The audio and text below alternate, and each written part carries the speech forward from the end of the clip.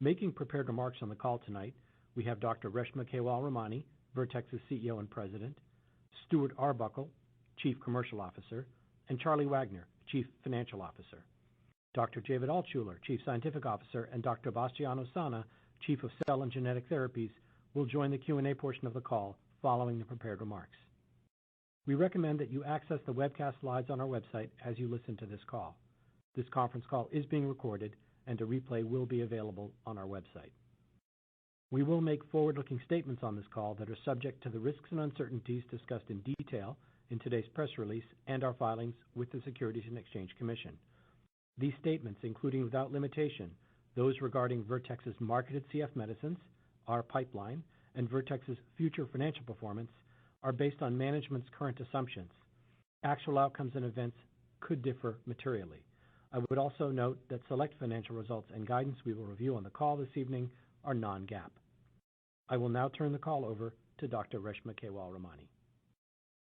I'll begin this evening's call with comments on our 2020 performance and then turn to the pipeline, including an overview of a number of our R&D programs and upcoming milestones. 2020 was an unprecedented year for governments, businesses, and people around the globe. It was also a remarkable year for Vertex. Despite the challenges we all faced against the backdrop of the pandemic, Vertex delivered extraordinary commercial performance, generating $6.2 billion in product revenues, representing more than 50% growth compared to 2019. We also meaningfully advanced the pipeline and significantly strengthened our financial position. Vertex has discovered and developed medicines that have transformed the treatment of cystic fibrosis, and the latest of these, Trikafta, or Kaftrio as it's known in the EU, has the potential to treat up to 90% of patients with cystic fibrosis.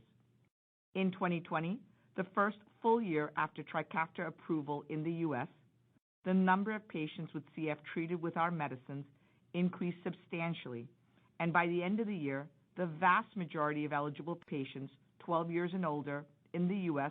were on Trikafta. In Q3, we received early approval for Kaftrio in the EU and also secured reimbursement in England.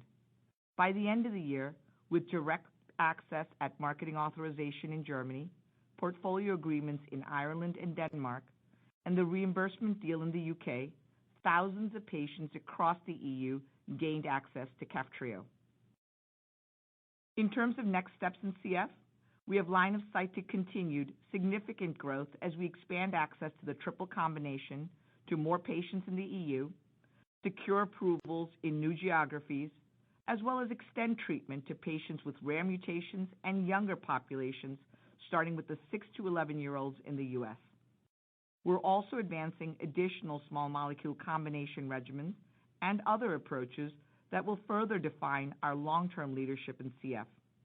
Our goal remains to bring transformative therapies to all people with this disease. 2020 was also an important year for our pipeline.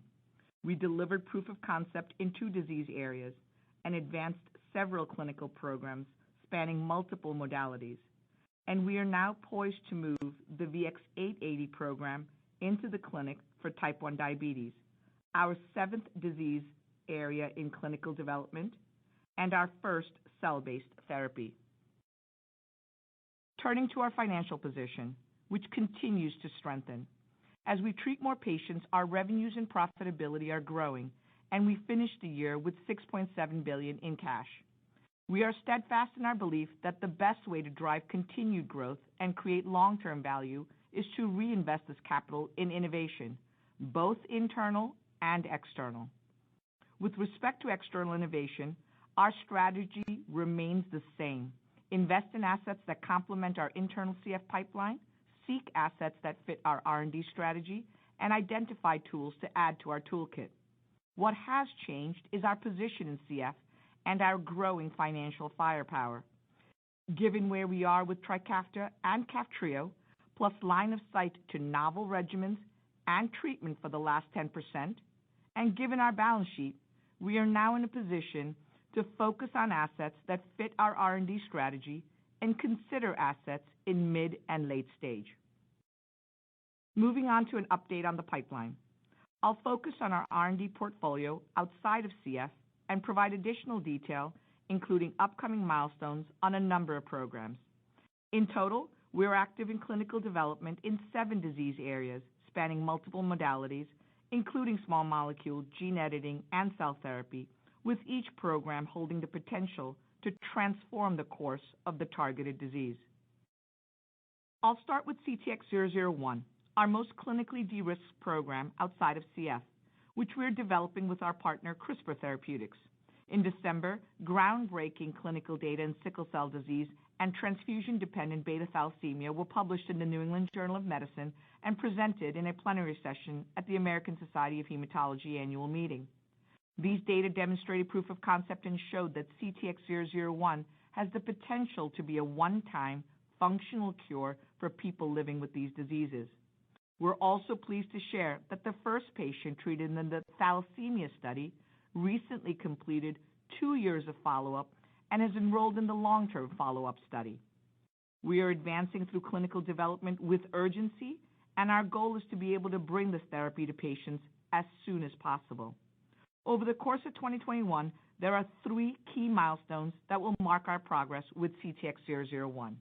First, the presentation of additional clinical data for more patients and for a longer duration of follow-up that will further define the efficacy and durability of this therapy.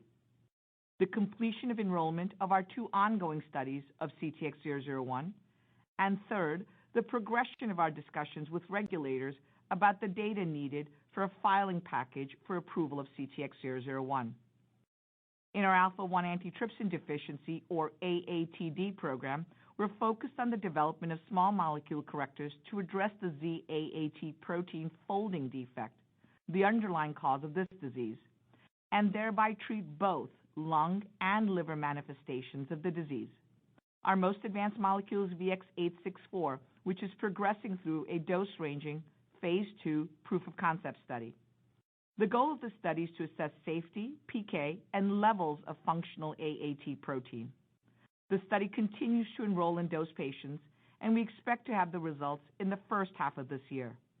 Consistent with our portfolio approach, that is to say our strategy of advancing multiple molecules simultaneously through early clinical development for each target across our disease areas, we are also on track to advance an additional small molecule AAT corrector into the clinic in 2021.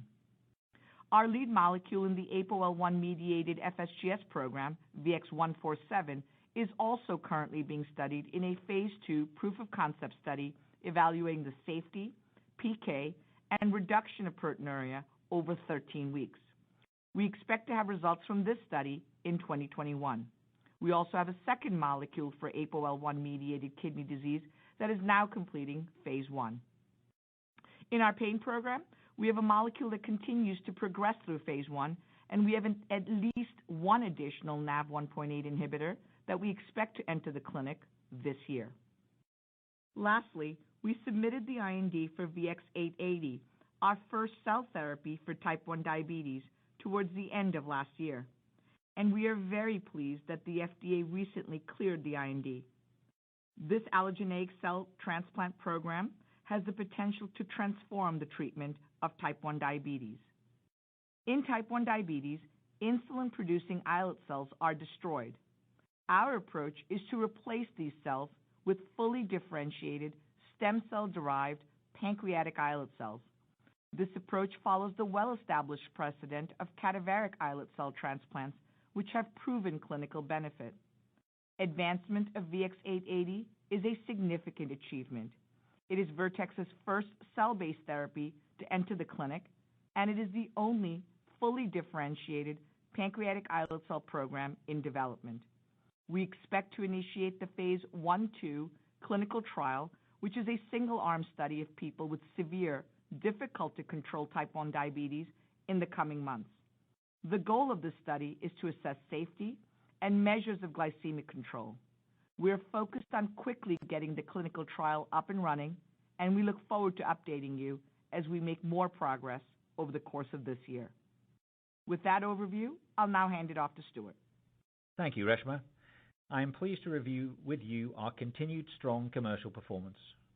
Our Q4 global revenues were $1.6 billion, with full-year revenues of $6.2 billion. This reflects significant growth over 2019 as we launched Trikafta and Kaftrio in the US and EU respectively. As expected, in addition to considerable continued US demand for our medicines, we saw a significant increase in revenues from outside the US in the fourth quarter, following the approval and launch of Kaftrio. Starting in the US, it is now well over a year since the launch of Trikafta, and we have made tremendous progress in bringing Trikafta to nearly all eligible patients 12 and older, as reflected in our Q4 revenues. In 2021, our commercial focus now turns to maintaining the very high rates of persistence and compliance that we have seen to date, and we anticipate that these rates will normalize over the coming months. We expect the majority of near-term growth for Trikafta in the US to come from approvals in rare mutations and younger age groups. Trikafta was recently approved for patients 12 and older with rare mutations, and the FDA recently accepted the sNDA for 6 to 11-year-olds and granted it priority review. We expect an approval around mid-year. In Europe, enthusiasm and interest in Kaftrio amongst the CF community is high. Our fourth quarter revenues reflect substantial uptake of Kaftrio across all countries where patients have access, most notably in the larger markets of Germany and England, where the majority of eligible patients have already been initiated. We are seeing similar uptake in other countries where we have secured reimbursement agreements, including Ireland, Scotland, Wales, and Denmark. We remain focused on continuing the launch in these countries, as well as completing new reimbursement agreements to provide all eligible patients across the EU with access to our medicines. We have high confidence that, as was the case in the US, ultimately the vast majority of CF patients in the EU will be treated with Kaftrio. However, while the destination is the same, the journey to get there will be different. In addition to the time and work required to secure new reimbursement agreements, the COVID-19 pandemic also presents significant uncertainties around the rate of uptake for our medicines. We are conducting fully virtual launches in the EU amidst evolving country-level COVID lockdowns. The ability of patients to attend in-person consultations with their physicians as the pandemic continues is a dynamic we are monitoring closely. I will now outline what's next for Vertex's CF franchise and how to think about future growth. We recently shared with you an updated and expanded view of the CF market opportunity based on an accumulation of new data from registries and other sources around the world. We now estimate that there are 83,000 patients living with CF in the US, Europe, Canada, and Australia. Today, we are treating around half of these patients. Notably, this leaves more than 30,000 additional patients in these regions who could benefit from our medicines and who are not treated today. Approximately two-thirds are 12 and older, and we expect to reach these patients through the continued launch, uptake, and reimbursement of Kaftrio in the EU, and through approvals and reimbursement agreements in other countries, such as Australia and Canada. The remaining one-third of patients are in lower age groups or have other mutations, and we are making progress towards reaching these patients through label expansions. Finally, I'd like to take a moment to recognize the CF teams at Vertex, both in the US and internationally, for their unwavering dedication, despite the unprecedented global challenges of the past year. And I would also like to thank the CF community for their partnership as we work together to bring transformative medicines to patients around the world. Charlie will now review our fourth quarter and full year results and financial guidance. Thanks, Stuart.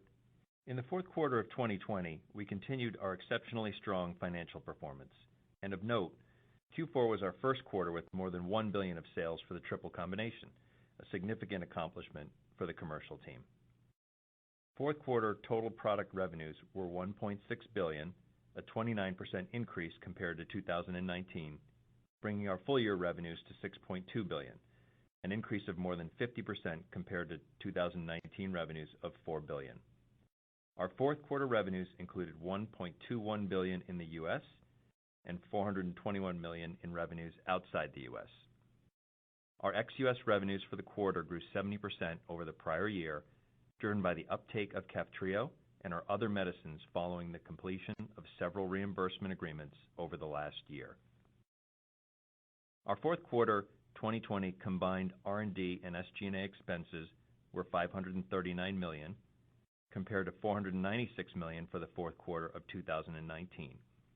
And our full-year expenses were $1.98 billion, compared to $1.69 billion in 2019. Our full-year expenses reflected increased costs to support the rapid global expansion of our CF business, as well as targeted investment in expanding our pipeline into new disease areas and progressing our high-priority clinical programs. Our remarkable growth in revenues, combined with disciplined spending, resulted in a 2020 operating margin of 56% and operating income of $3.49 billion, an increase of 95% compared to 2019. Net income was $2.72 billion, compared to $1.39 billion for 2019. With continued substantial revenue growth and profitability, we finished the year with $6.7 billion in cash. Consistent with our corporate strategy, our top priority for capital deployment is reinvestment in innovation, both internally in our R&D programs and externally through business development aligned with our R&D strategy. For example, in 2020, we executed important collaboration agreements with Affinia, Skyhawk Therapeutics, and Moderna. Additionally, we also used over $500 million of cash to acquire Vertex shares through our ongoing share repurchase program. The primary purpose of this program is to offset dilution and it proved very effective with nearly 2.5 million shares repurchased. Now to guidance. Our 2020 performance reflected considerable Trikafta uptake as we achieved nearly full penetration of eligible patients in the U.S., as well as strong uptake of Kaftrio in key EU countries where patients have access. For 2021, we project that we will achieve total product revenues of $6.7 to $6.9 billion, reflecting 10% growth at the midpoint. This guidance reflects our expectations for currently approved products in regions where we are reimbursed, plus an expectation of Trikafta approval for the 6 to 11-year-old population in the U.S. in mid-2021. In our 2021 revenue guidance, there are fewer significant variables compared to 2020. However, an important continuing factor is rates of patient persistence and compliance. We saw high rates of persistence and compliance with Trikafta maintained in the U.S. throughout 2020, and we expect these levels to normalize throughout 2021. This dynamic is factored into our guidance, as is uncertainty related to the ongoing pandemic. As Stuart mentioned, moving forward, we expect to see further contribution to international revenues with subsequent waves of reimbursement agreements and launches in the EU, as well as other ex-US geographies. However, the timing of these agreements is not predictable, and they are therefore not included in our 2021 guidance. For non-GAAP OpEx, we are guiding to a range of $2.25 billion to $2.3 billion. We expect to continue allocating greater than 70% of OpEx to R&D, with year-over-year growth largely driven by investment in our pipeline programs in order to advance key programs further into the clinic and generate important proof of concept data in 2021. Our non-GAAP tax rate for 2020 was 21%, and we are guiding to a range of 21 to 22% this year. In closing, 2020 was a tremendously successful year for Vertex and our business, and we look forward to continuing our growth and significant profitability in 2021. Now, back to Reshma for a few closing remarks. Thanks, Charlie. 2020 was an unprecedented and grueling year for the entire world. And while these challenges have not yet subsided, I have confidence that science will lead the way out of the pandemic, and we look forward with optimism. Throughout the past year, Vertex has demonstrated our resilience in the face of these challenges, and this was reflected in our business performance and pipeline progress. Vertex has a proven track record of creating breakthrough medicines and transforming lives. We have an ambition to transform many more diseases, and our pipeline of small molecules, cell and genetic therapies are poised to do just that. Thanks, and we'll now open the call to questions. Thank you. To ask a question, you will need to press star then one on your telephone. To withdraw your question, please press the pound key. Again, that is star then one if you would like to ask a question. Our first question comes from the line of Cory Kasimov with J.P. Morgan. Your line is now open. Hey, good afternoon, guys, and thank you for taking my questions. Two of them for you. On the AAT program, has the IDMC been taking regular looks at the 864 safety database, and would you characterize this as a situation where no news is good news on the safety front, or is that still premature where you are in enrollment? And then also in this program, what's in terms of relative levels of functional serum AAT, what would give you conviction that you're onto something here and provide added confidence going into the next stage of development? Thank you. Hey, Corey, this is Reshma. Let me take both of those questions for you. The AATD program is indeed followed very carefully, as we do all of our programs, honestly, from a safety perspective, and that is just part of what we do. So that is ongoing.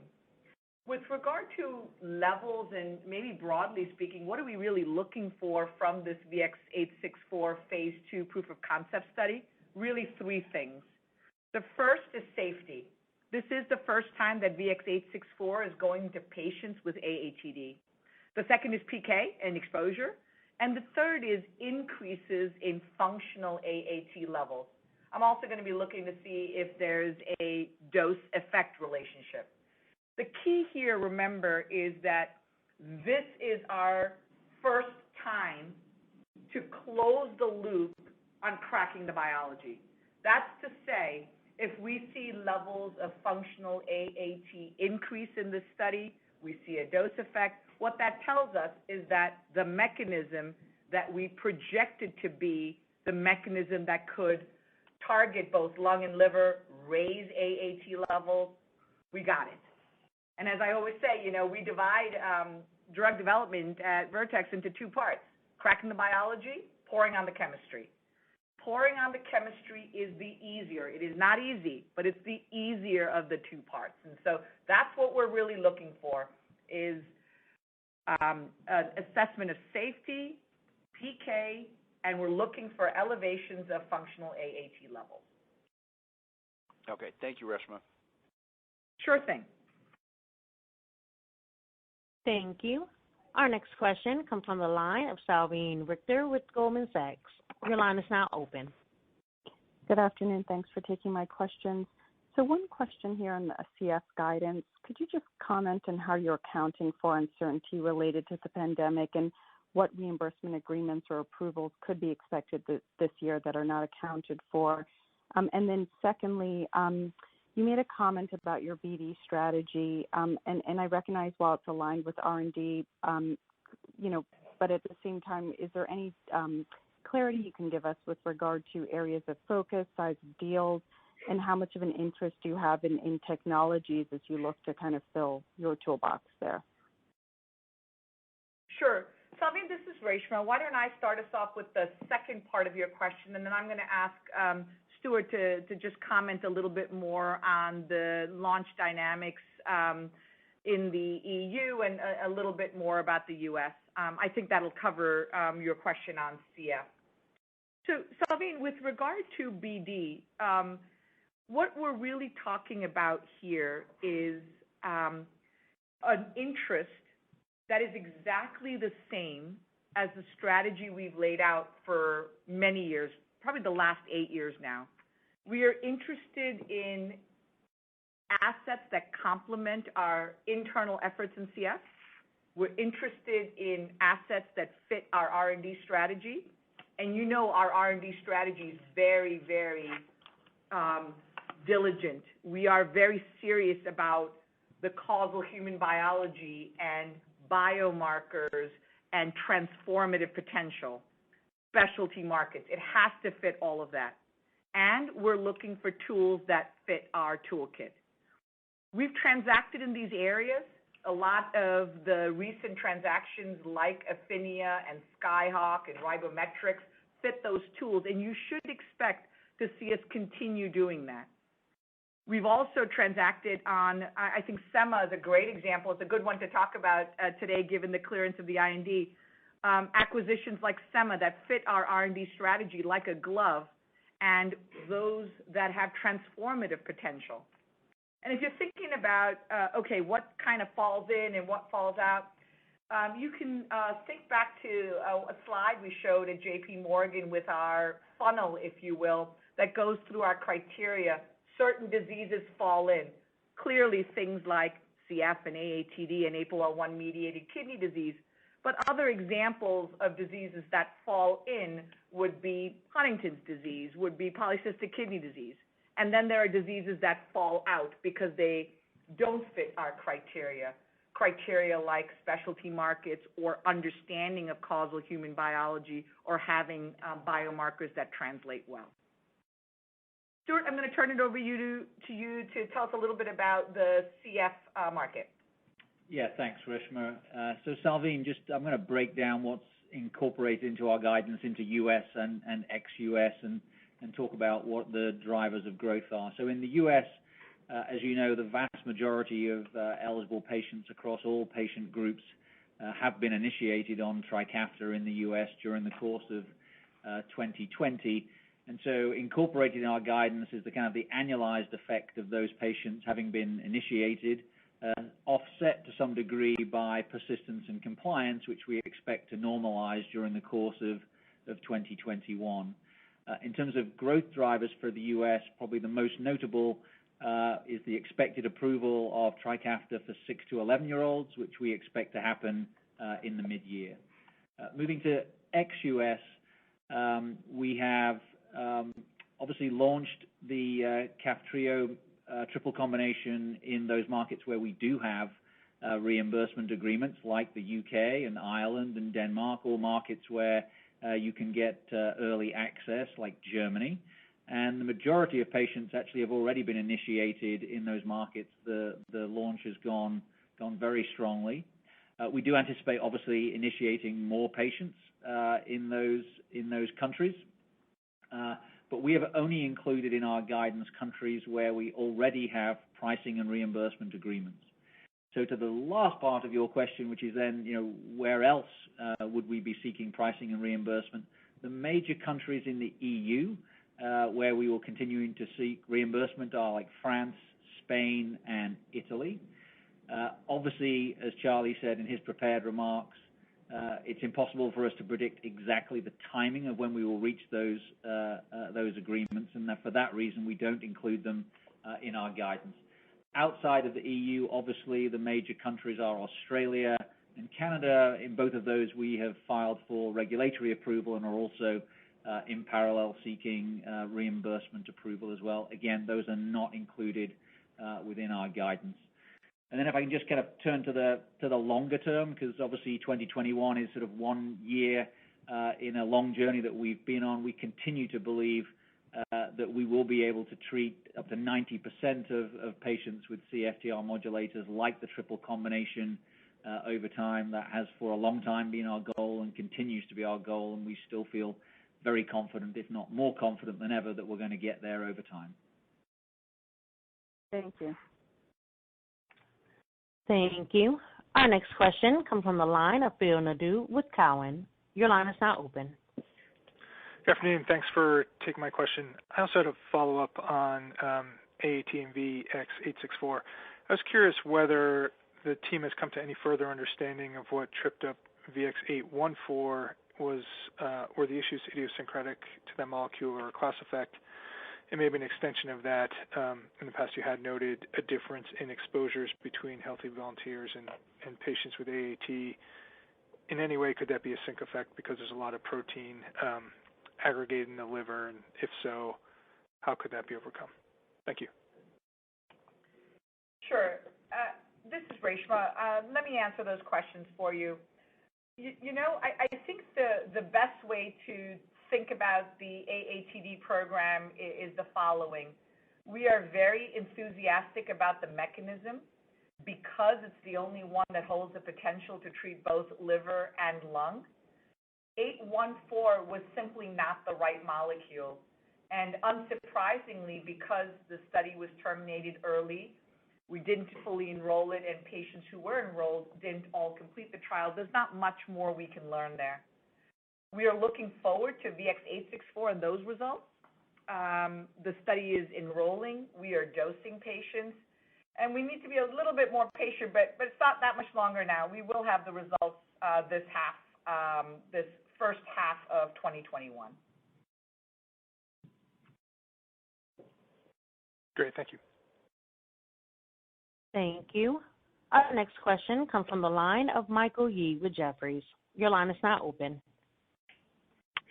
Hey guys, thanks and congrats on a great quarter and great year to close out. I had two questions. One was on BD, maybe Reshma or the team. Mid to late stage can span a whole gamut of size and market cap and certainly financial resource capacity. Vertex is a much bigger company now, much more cash, but mid and late stage and different sizes can mean different things to different people. Can you maybe just comment about where Vertex's balance sheet or where you strategically feel comfortable along the range of sizes of what that can be, whether that's 5 billion, 10 billion, 15 billion? Maybe just think about that, which is the other side of doing a deal.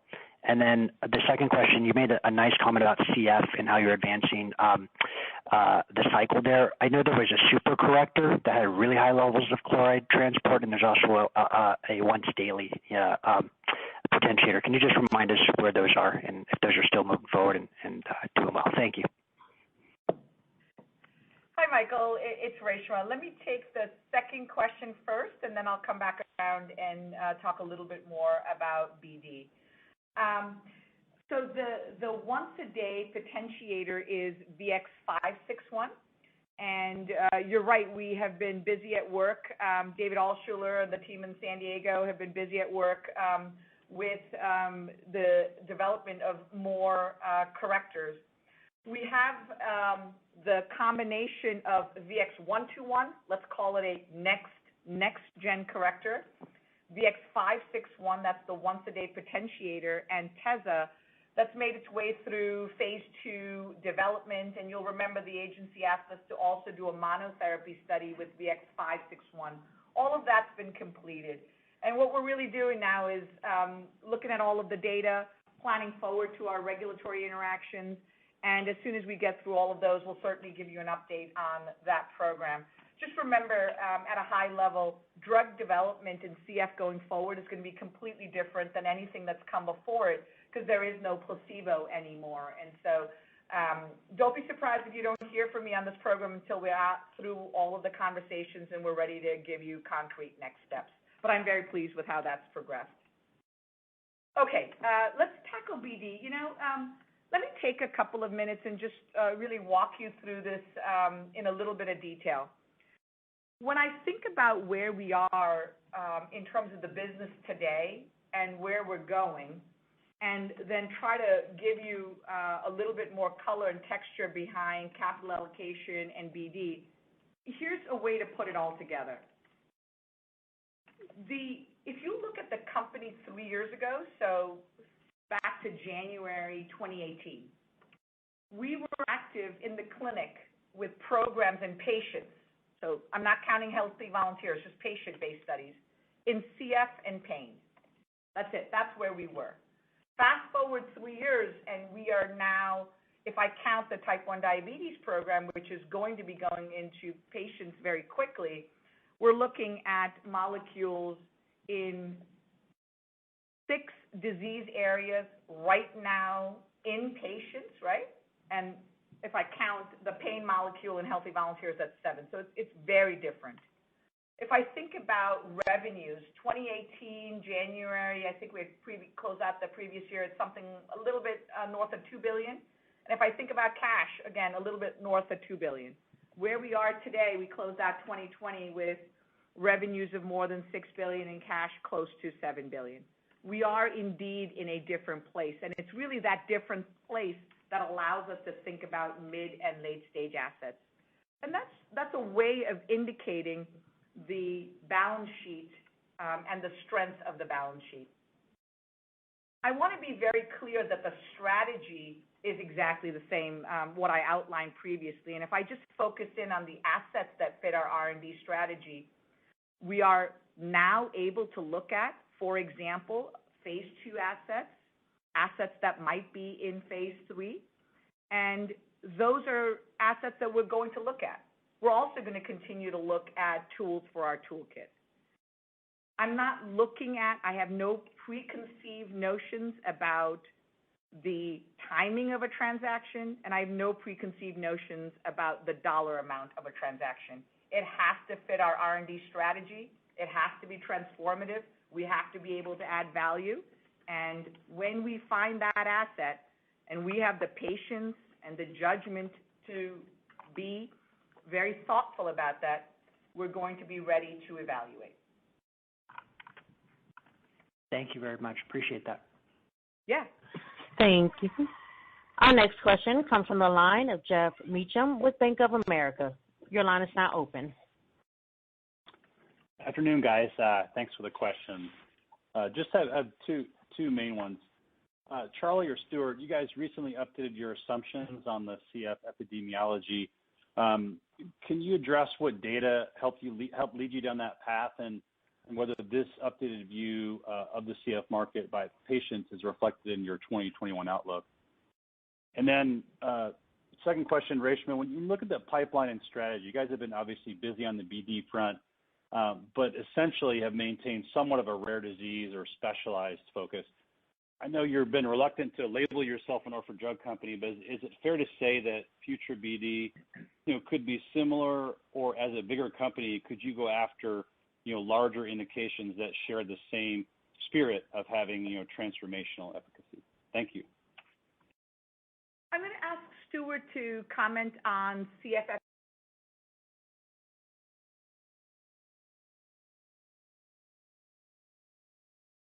epidemiology first, and then I'll come back for your second question. Hey, Jeff, thanks for the question. So, as you noted, and just to ground everybody, we recently updated our view on the epidemiology of CF in the U.S., Canada, Europe, and Australia from 75,000 patients living with CF in those countries or regions to 83,000.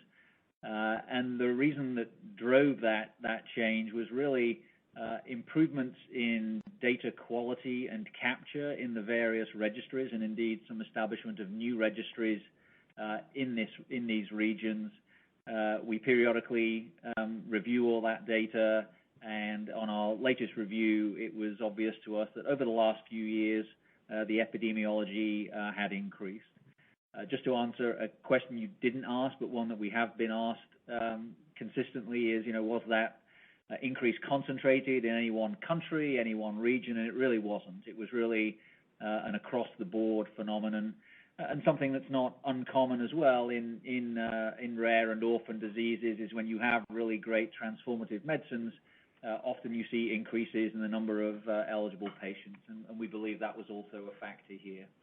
In terms of whether that new epidemiology is included in our long-term or in our 2021 guidance, absolutely it is. That's the denominator that we are using now, and indeed a number of those patients are already being treated with our CFTR modulators in the US, Canada, Australia, and the EU. Hey, Jeff, it's Reshma. I'm really glad you asked the question about rare disease and orphan drugs. So, the reason I don't like calling us a rare disease company is because we aren't a rare disease company. What we are is a company that is about specialty markets. And the best example I can give you of that is type 1 diabetes and our SEMA acquisition. So when you think about type 1 diabetes, it's well over 2 million people, right? So far away from being a rare disease that suffer from type 1 diabetes. And the key there is that the SEMA acquisition and the cell-based therapy holds the potential to be transformative. So you're very correct. That is a key that we're looking for. And the type 1 diabetics are treated by endocrinologists, a specialty group. So really the key for us is not rare disease, but specialty markets. And type 1 diabetes is the best example. Okay, thank you. Sure. Thank you. Our next question comes from the line of Mohit Bansal with Citigroup. Your line is now open. Great. Thank you very much for taking my question. Couple of questions. One for Stuart. If you could help me understand that you did talk a little bit about new prevalence numbers for CF in these developed markets. But when you look beyond these markets, likes of Latin America or even going as far as China, I understand the prevalence is lower there, incidence is lower on the population basis, but it's not zero. Do you still think about expansion opportunities outside of these, core markets at this point? And the second part is more on the R&D side. As you mentioned, so can you help us understand for VX-147 trial, how are you thinking about meaningful reduction in proteinuria there? Because these patients, if I understand correctly, they start at urine protein to creatinine ratio of 9 or 10 at sometimes. Sure. Stuart, do you want to start, and then I'll take 147? Yeah, Mohit. So absolutely, you're right. The 83,000 patients living with CF is specific to the U.S., Canada, EU, and Australia. But in terms of other markets, we continue to believe that there are patients in other countries that we could serve. Indeed, we have established an affiliate in Brazil, and we are in the process of securing reimbursement for our medicines down there. The issue really with the epidemiology in some of these other countries is that it's much less robust, much less mature, and we have much less confidence in it than we do in some countries like the US and the EU, where the prevalence of the disease is much higher and there are much more established and long-standing registries. So we continue to see opportunity to serve patients outside of those core markets, but those are the ones where we have a really, really good handle on the epidemiology. And Mohit, about your question with regard to VX-147, to remind everyone, that's the small molecule that we are studying in phase 2 proof of concept for FSGS, focal segmental glomerulosclerosis. You're right, it's a disease that is unfortunately unrelenting, heavy proteinuria, usually in the nephrotic range, so more than 3 grams. And what happens to these patients is they either progress onto dialysis or to transplantation. We're looking here, as we are for all of the programs, for a transformative effect. And to me, that would be, double-digit protein reduction. As I said, for the AATD question with regard to what are we looking for from this phase 2 study, safety, first time it's going into patients, PK, and in this regard, proteinuria. And a double-digit decrease in proteinuria would be great to see, and something that I'm going to be looking for. I'll remind everyone that we do expect the results from that study this year. Helpful. Thank you very much. Sure. Thank you. Our next question comes from the line of Paul Matteis with Stifel. Your line is now open. Great. Thanks so much for taking my questions. A couple quick follow-ups. On the BD side, I know there's been a lot of discussion around potential indications or disease areas you're interested in, but if you take a step back, you guys have your hands in gene therapy, editing, mRNA, a bunch of different tools. Are there any platform modalities that you don't have your hand in that are especially interesting to you? And then on APOL1, one quick follow-up, Reshma. We did a few doc calls, and the feedback was how you interpret the proteinuria data in part depends on the severity of the population and how heavily pretreated they've been by the standard of care. Is there anything you can tell us about the patients you're enrolling in this study? Thanks so much. Yeah. With regard to the patients that we're enrolling, these are patients with heavy proteinuria. There is some, as you say, there's some background treatment that patients can be placed on, including steroids. but unfortunately, these treatments are not particularly effective, and even when you sometimes can see effect, the durability is often not there. So we're studying heavy proteinurics, and that's what we're looking at. With regard to your question about tools for our toolkit and what do we have, we are really about transforming diseases. And when you are committed to transforming diseases, the key is to not let the tool be limiting. You know that a small minority of the proteome can be impacted by small molecules, for example. And so if we're going to target a disease and we can't get there by small molecules, we're certainly going to get there with one of the other modalities. And I'm going to ask David Altshuler just to give you a couple of words on mRNA therapies that we are working on, some of the collaborations we've done, and give you a sense of where we are with our gene editing tools. David, do you want to make a couple of comments? Sure. Thanks, Reshma. As you said, our strategy starts with the disease, and we select a target which is validated as playing a causal role in the underlying biology of the disease. And then we either invent or through partnership will find the tools and technologies needed. In the case of CF, aiming for therapies to get at the last 10% of people who don't make a protein and won't benefit from our CFTR modulators, we've collaborated with multiple companies, including Moderna, as you mentioned, for mRNA therapy. In other cases, we've identified a small molecule approach, but we think that adding, for example, protein degradation technology, such as through our collaboration with Chimera, or drugging RNA, as with our collaborations with Ribometrix or Skyhawk, are the right way to approach those diseases. And you will continue to see us do deals and partnerships where there's a particular technology that opens up a target that we think has transformational potential, and we'll continue to do those as time goes on. Thanks very much. Thank you.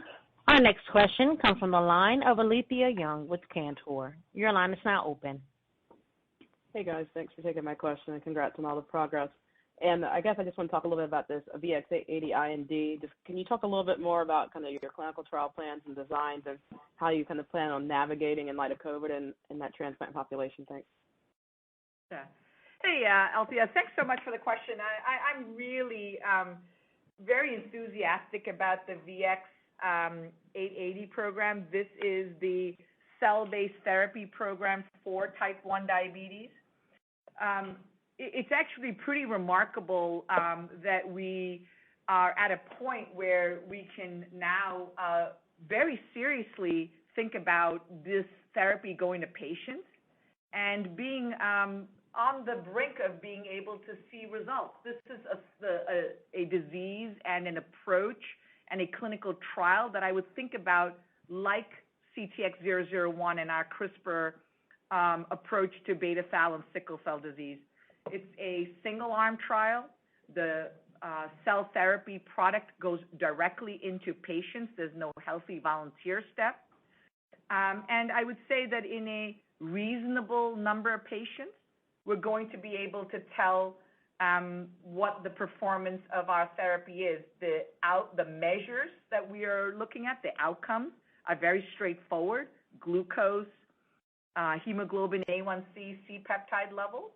And so I think this is, the brink of something very special, and I'm very eager to see this program progress. Any impact from COVID, you think, or is it going to be pretty straightforward to navigate that? COVID is something that is top of mind for all of our clinical trials, for sure. But that being said, this is an approach that is done in specialized centers, and I don't see us having a lot of challenge with it if the COVID pandemic continues in this way, which is to say vaccines are coming, people have learned how to manage, and hospitals are able to continue to do clinical trial work. And so that part looks pretty good to me. Great, thank you. Thank you. Our next question comes from the line of Gena Wang with Barclays. Your line is now open. Thank you for taking my questions. I will also follow Alicia's question regarding 880. Just wondering, Reshma, any particular benefit or goal, of benefit you want to achieve with, say, glucose or, anything you can share with us that will lead to the next step for this program. And my second question is regarding the CTX001. For the complete the trial current the trial enrollment completion anticipating 2021. That's 45 patients each for beta thalassemia sickle cell. Could that be registration trial for the next step? Okay. There are two questions, one about CTX001 and one about type 1 diabetes. Let me take the CTX001 question first, and then we'll come back around to type 1 diabetes. So with CTX001, really remarkable, but you are correct. We're looking to complete enrollment in both trials, beta thalassemia and sickle cell disease, and we're looking to do that in 2021.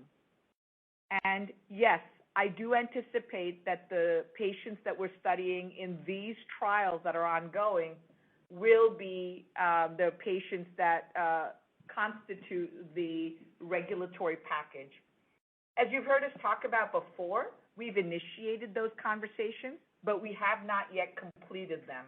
So we're looking forward to doing so this year. But yes, I do expect these patients to be the composition of our filing package. On the VX-880 program and what are we looking for?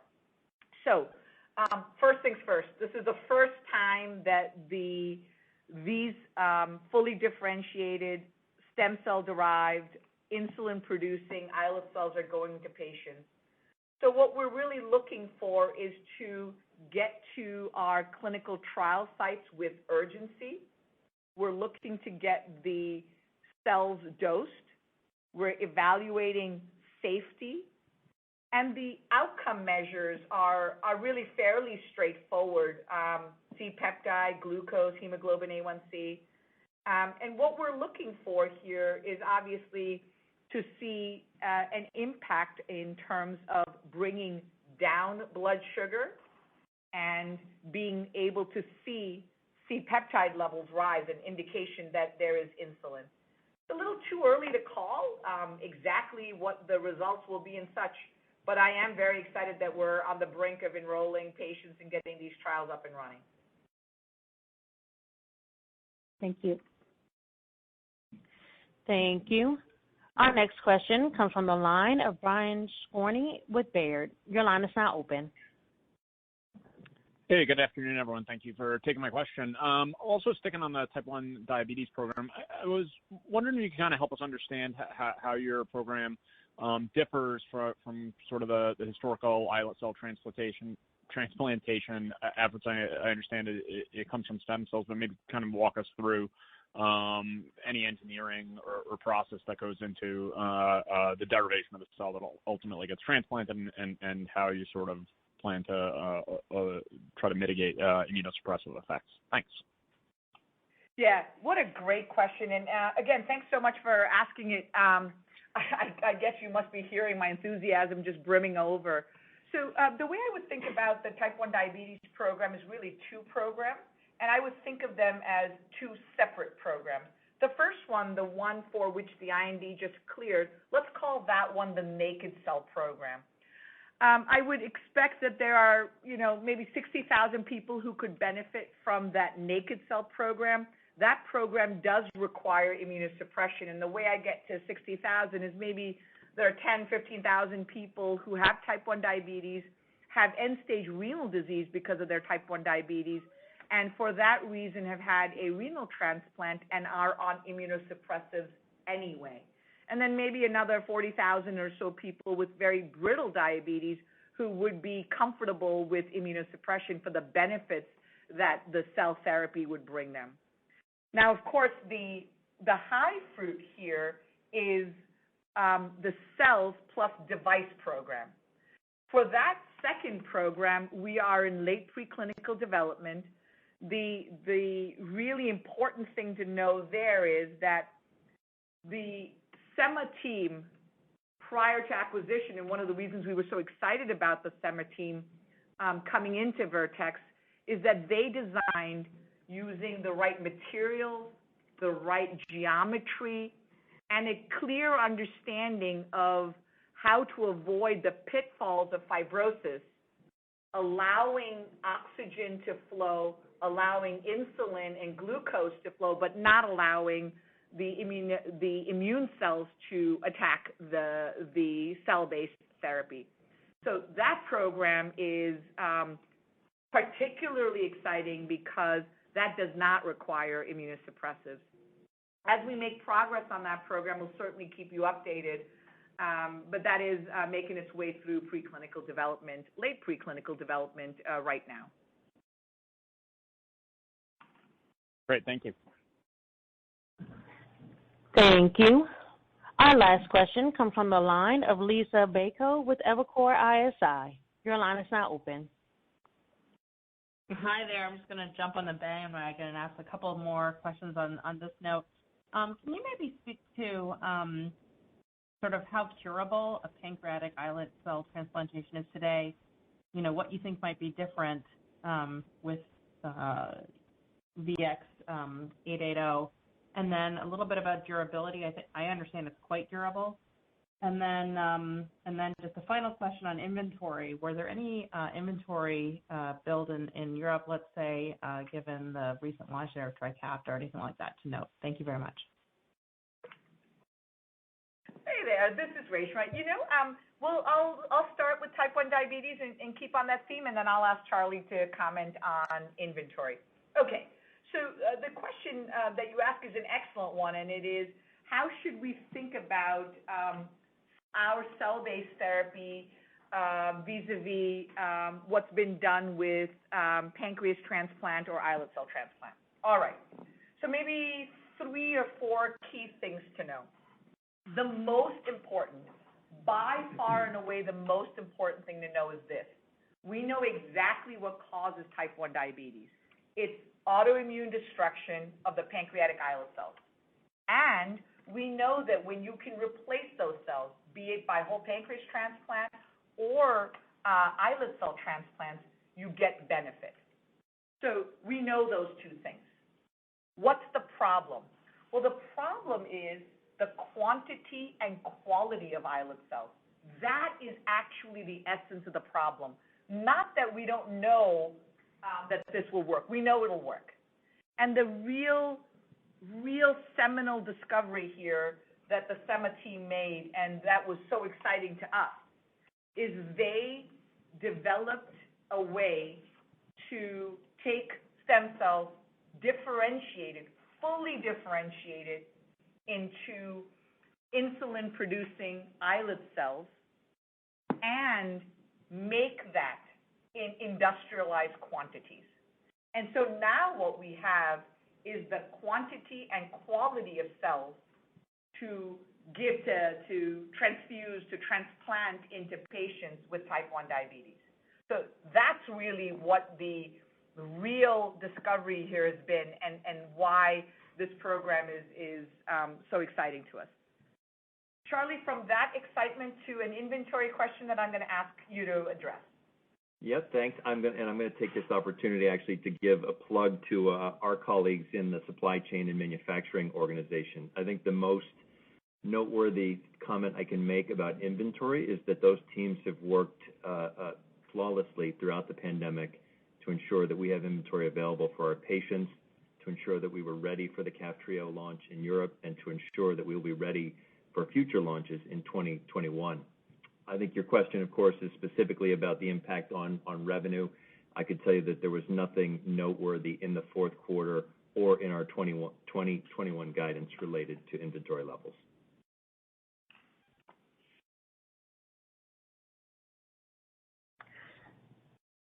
Thank you.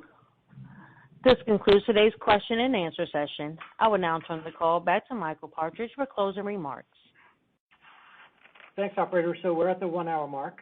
We will conclude the call here. I know there are other folks in the queue who didn't get a question, but the investor relations team is in the office tonight and happy to take your questions. And thank you very much for connecting tonight. Ladies and gentlemen, this concludes today's conference call. Thank you for your participation. You may now disconnect.